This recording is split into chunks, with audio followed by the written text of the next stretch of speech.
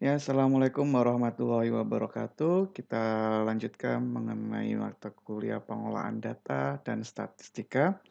Kali ini kita akan membahas mengenai hipotesis testing of population variance. Jadi, kalau kemarin minggu sebelumnya kita sudah mempelajari mengenai uji statistik rata-rata ya. Kemudian hari ini kita akan uji statistik variance ya. Jadi uji statistik variance ini nanti kita akan dua ya, uji kesesuaian dan satunya lagi adalah uji uji independensi ya. Uji kesesuaian atau goodness of fit and contingency tables atau nanti uji independensi ya. Mungkin mereview dulu ya, kita review dulu kalau kemarin kita udah belajar mengenai, uji hipotesis mean atau rata-rata. Kalau sekarang kita akan pelajari adalah uji hipotesisnya adalah variance ya. Variance, apa itu variance ya? Variance itu adalah ukuran variansi yang sama dari atau kuadrat dari simpangan baku ya. Kita ketahui kemarin kalau simpangan baku itu semakin kecil simpangan baku berarti, dia akan mendekati dengan rata-rata. Kalau semakin lebar simpangan bakunya dia akan sangat bervariasi. Nah, variasi itu adalah kuadratnya dari simpangan baku gitu ya, kuadrat dari standar deviasi. Nah, berarti kalau semakin simpan bakunya semakin lebar gitu ya, berarti kan kuadratnya, variansnya itu kuadratnya dari simpangan baku, maka variasinya juga semakin semakin besar. Dari persebaran datanya itu semakin lebar gitu ya. Kalau semakin kecil simpangan bakunya, berarti mendekati rata-rata, persebaran persebaran datanya itu semakin kecil atau variansnya semakin kecil juga, gitu ya. Nah, varians ini analog dengan hipotesis mean, kita juga akan dapat membandingkan ya varian sampel dengan suatu referensi atau sampel lain. Jadi kita bisa membandingkan nanti persebaran data yang satu dengan referensi atau persebaran data varians, persebaran data satu sampel dengan sampel yang lain. Nah, kalau kemarin kita udah pernah menguji hipotesis mean itu dengan uji statistik Z dan T. Nah, nanti juga variance ada 2 macam ya. Ada chi-square atau ya chi-square tuh ya semacam ini ya dilambangkan dengan x kuadrat atau chi-square kuadrat C gitu ya. Yang satunya adalah dengan, F gitu ya, uji F. Nah, bedanya apa gitu ya, kalau ya mirip-mirip lah kalau hipotesis varian satu sampel ya kalau kemarin kita bacanya sampel itu yang T. Nah itu ya, di sini juga kita menggunakan chi-square itu untuk membandingkan variasi sampel dengan nilai referensi gitu ya. Jadi hipotesisnya apakah variansinya sama, ya gitu ya. H0-nya, H1-nya tidak sama, lebih besar, lebih kecil. Nah, ini kita bisa menggunakan uji statistiknya adalah chi-square. Dan kebebasannya dari jumlah sampel -1, sama ya. Nah, kalau, uji hipotesis yang lain untuk variasi 2 sampel yang independen ya. Jadi, menguji 2 sampel yang independen secara acak dan menguji adalah persamaan dari 2 sampel yang diambil secara acak dan independen ya. Syaratnya adalah terdistribusi secara acak dan independen ya gitu ya.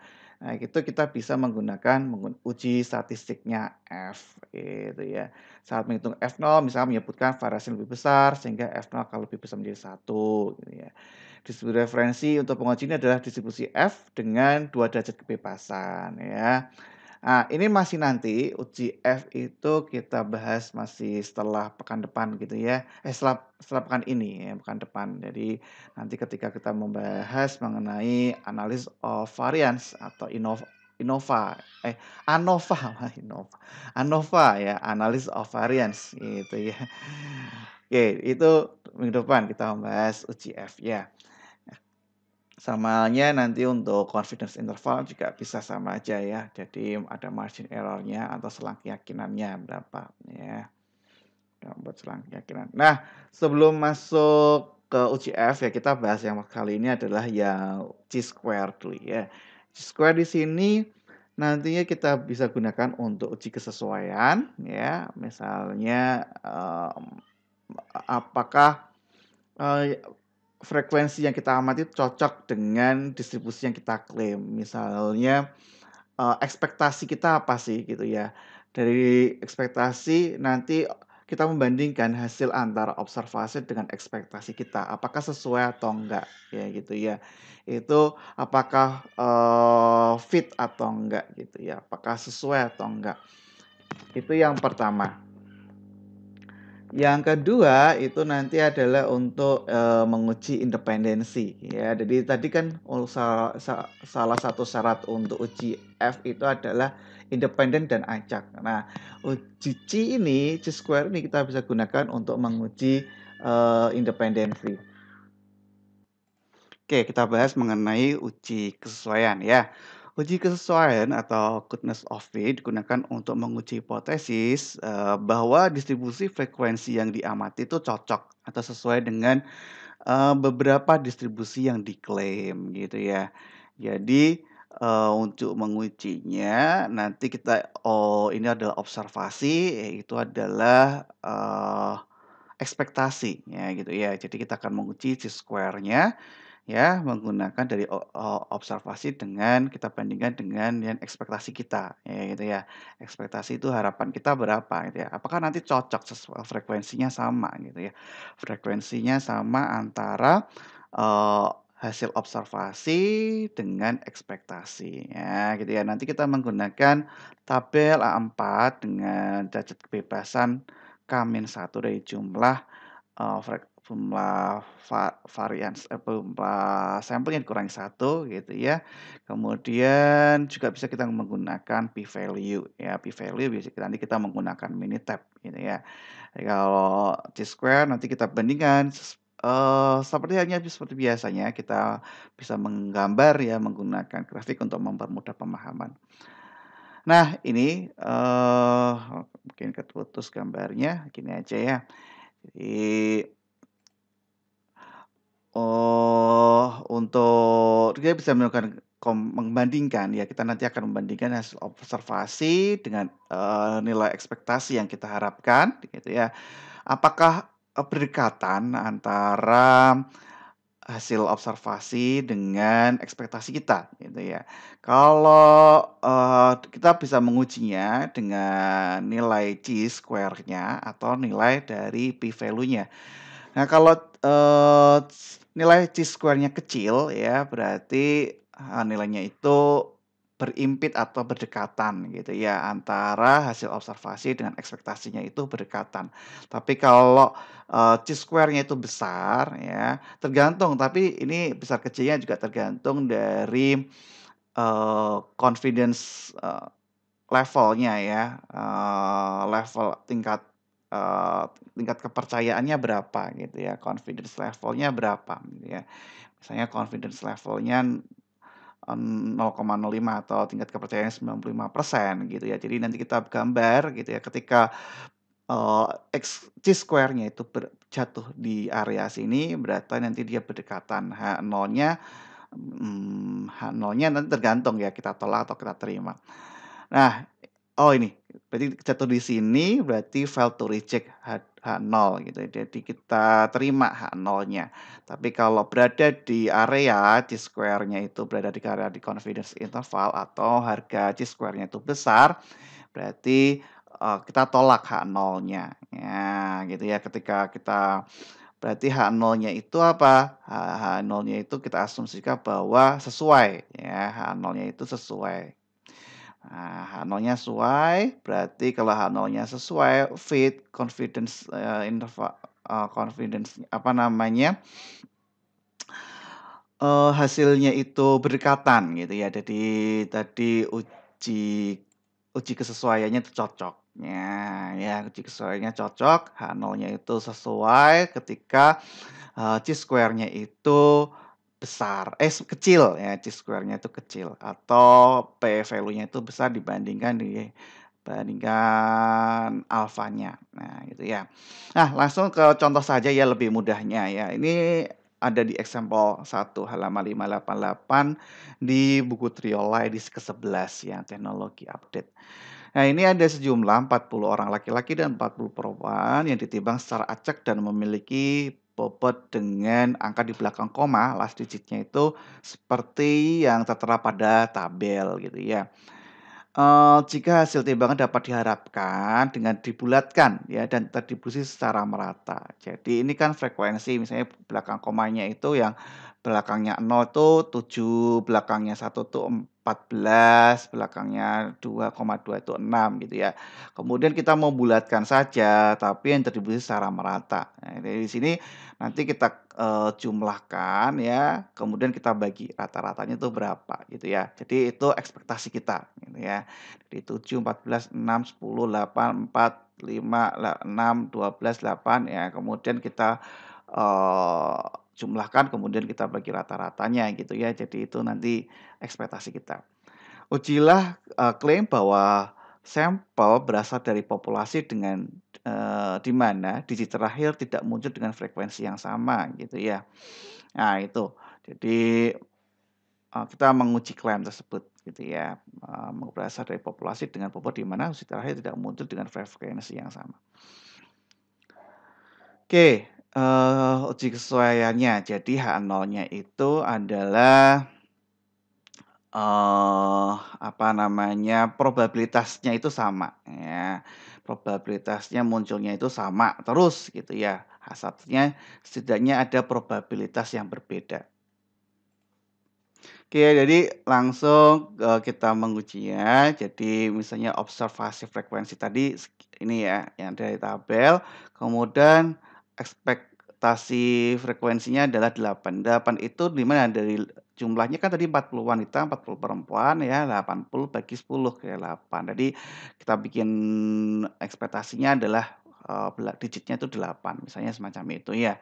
Nah, kemudian kita, hitung ya chi-square-nya dengan ya dari last digit of week tadi, berat akhir tadi, dari ekspektasi dikurangi, eee, dari observasi dikurangi ekspektasi, kemudian nanti dijumlahkan, dikuadratkan, dibagi dengan ekspektasinya. Diperoleh di sini adalah 11,250. Jadi uji chi-square-nya dapat X kuadratnya adalah, 11,250. Kemudian dari sini kita, menguji H0 apakah ditolak atau diterima. Kemudian kita dengan selang keyakinan dengan tingkat kepercayaan 95% atau confidence level 0,05, kita menggunakan tabel ya, tabel A4, tadi berapa derajat kebebasannya, tadi ada 10 ya, ada jumlahnya ada 10, 1, 2, 3, 4, 5, 6, 7, 8, 9, 10, berarti derajat kebebasannya ada 9 ya, dikurangi 1. Nah, dengan confidence level-nya 0,05 dan, apa namanya, Eee, degree of freedom atau derajat kebebasan 9 diperoleh 16,919. Jadi batasannya adalah untuk diterima ditolaknya adalah 16,999 ya 919. Nah kemudian posisi sampel data kita di mana, chi-square kita tadi 11,250 berarti di sini ya, di area sini. Area sebelah sini berarti area untuk, fail to reject H0 atau menerima H0 gitu ya. Kalau karena chi-square-nya itu di sini tuh berarti X kuadratnya itu kecil ya, X kuadratnya itu kecil dibandingkan ya, ya kalau besar di sana. Nah gitu ya. Karena X kuadratnya kecil ya, atau berada di area sini berarti H0-nya diterima atau fail to reject H0 ya. Jadi, uji kesesuaian ini menunjukkan bahwa angka terakhir memberikan kesesuaian yang cukup baik dengan distribusi frekuensi yang diklaim sama, gitu ya. Jadi ada uji kesesuaiannya itu cocok.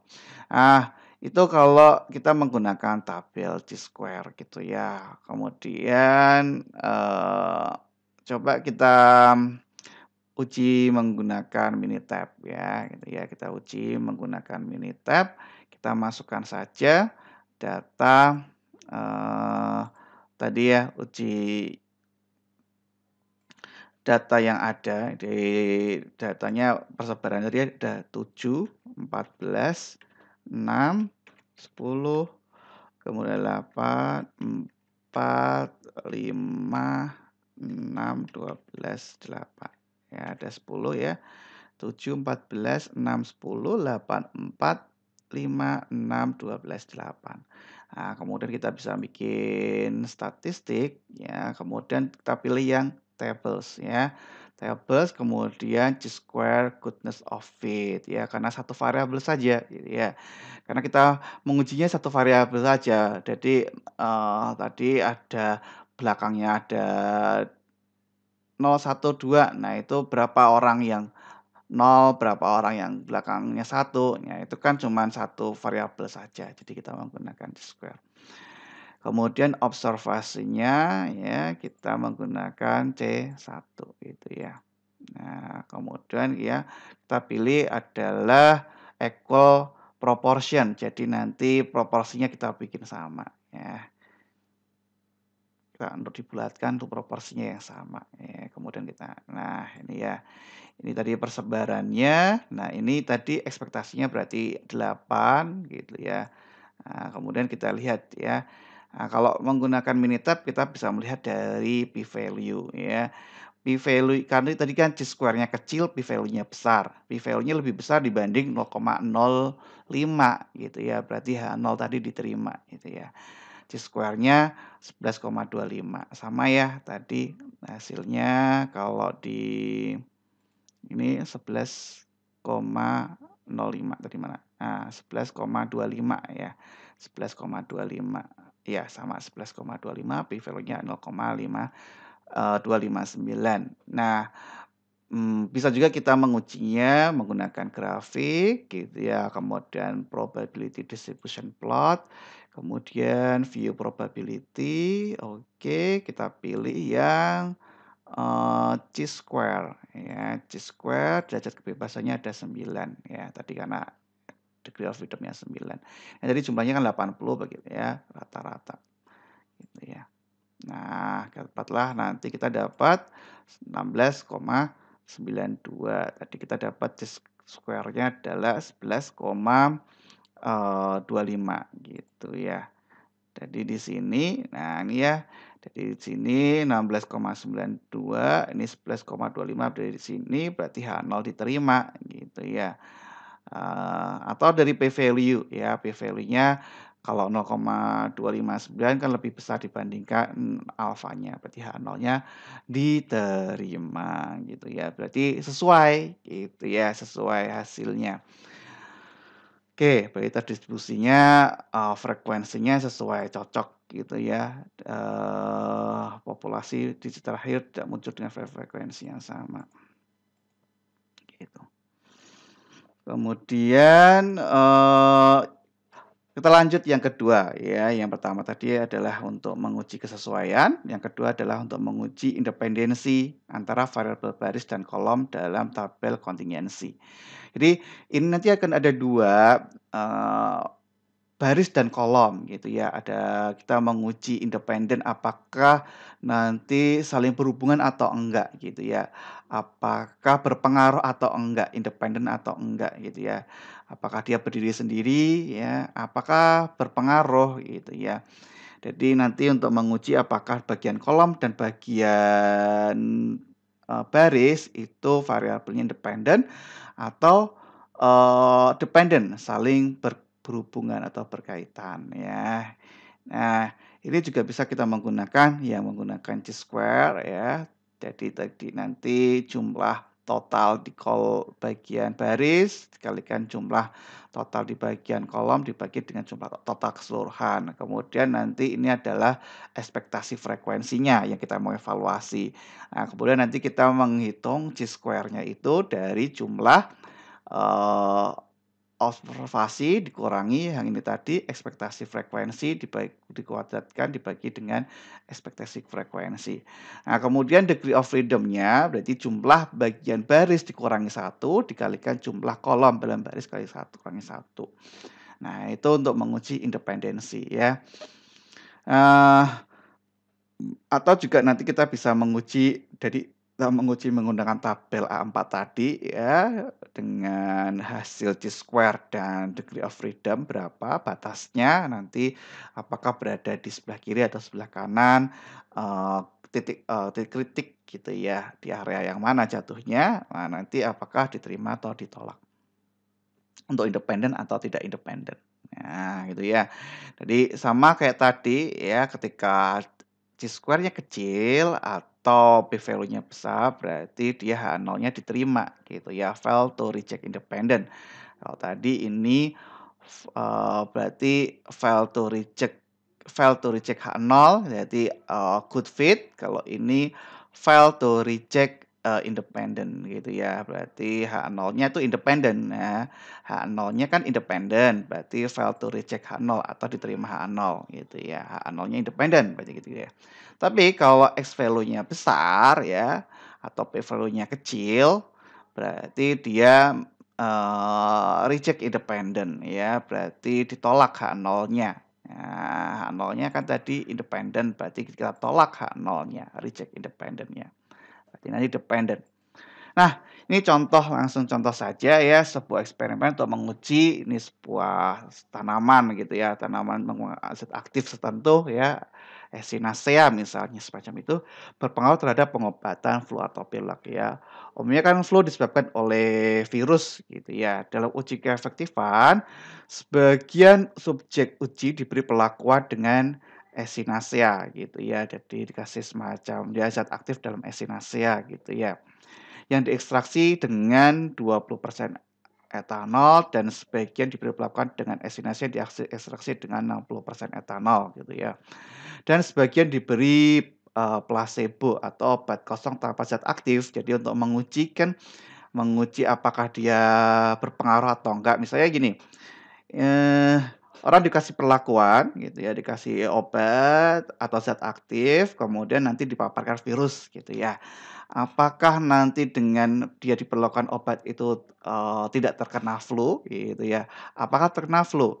Jadi kita ada 3 pengujian gitu ya, dikasih obat kosong tanpa zat aktif gitu ya, tanpa zat aktif, kemudian ditambah ada dikasih yang dosis menggunakan Echinacea yang 20% diekstrak, kemudian ekstrak 20%, kemudian yang menggunakan Echinacea dengan ekstrak 60% ya.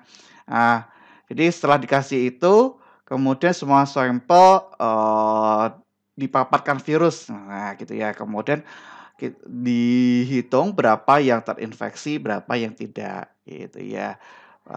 Berapa yang infected dan tidak terinfeksi, semacam itu ya. Sampelnya ada 52 yang di sini ya. Jadi ada treatment group-nya. Nah, kita akan menguji apakah, zat aktif ini berpengaruh nggak gitu ya.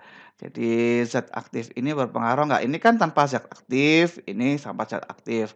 Apakah ini independen ya, independen atau dia berpengaruh. Jadi kalau berpengaruh kan sebenarnya tanpa zat aktif sama aja kayak tidak kasih apa-apa gitu ya, terpapar banyak. Nah ini, kemudian harusnya ekspektasi kita kan di sini, hipotesisnya, klaimnya kalau berpengaruh ya, berpengaruh berarti harusnya tidak banyak yang terinfeksi. Nah gitu ya, harusnya gitu ya. Harusnya ada banyak yang terinfeksi. Ya kita uji ya, H0-nya apakah data ini itu independen ya, atau H1-nya data ini itu adalah, dependent ya, berpengaruh gitu ya, berpengaruh, ekstrak ini berpengaruh gitu ya. Nah itu ya, berpengaruh jadi, terinfeksi H0 itu tertular flu independen tidak tergantung dengan pengobatan atau tertular flu berpengaruh terhadap pengobatan H1-nya ya, dependent-nya itu berpengaruh jadi tertularnya flu itu dipengaruhi dengan pengobatan gitu ya. Jadi ketika kita kasih zat aktif, dia tidak berpengaruh apakah yang ini, apakah yang tertular flu itu berpengaruh dengan kita memberi pengobatan gitu ya, atau yang tertular flu itu entah dikasih obat atau enggak, independen gitu ya. Jadi tidak ada hubungannya gitu ya, tidak ada hubungannya yang tertular flu itu dengan penambahan, tadi ya, zat aktifnya dari Echinacea gitu misalnya ya. Itu ya, independen yang tertular flu ya tertular flu aja gitu. Jadi tidak ada hubungannya dengan kita tambahi obat atau, yang tertular flu itu berpengaruh nih, ada dengan penambahan obat nih yang tertular flu itu berpengaruh. Nah, kita uji gitu ya, kita uji. Nah, kita uji, kita jumlahkan kayak tadi ya, ini persamaan biasa saja. Ini yang, ekspektasi tadi ya, dari jumlah kalikan ya, grand total dikalikan peluangnya tadi 178/207 dikalikan ya 103/207 tadi. Ya, dari rumus ini tadi ya, raw total, kolom total, grand total. Nah, kemudian kita menguji chi-square-nya. Nah, dapat 2,925. Nah, kemudian kita, tentukan berapa derajat kebebasannya ya, derajat kebebasannya ini ada 3 baris dan 2 kolom. 2 baris dan 3 kolom ya. Ada 2 baris dan 3 kolom, berarti 3-1 kali 2-1, derajat kebebasannya ada 2 gitu ya. Kemudian kita uji ya dari 2,925 ini, dibandingkan dengan chi-square-nya.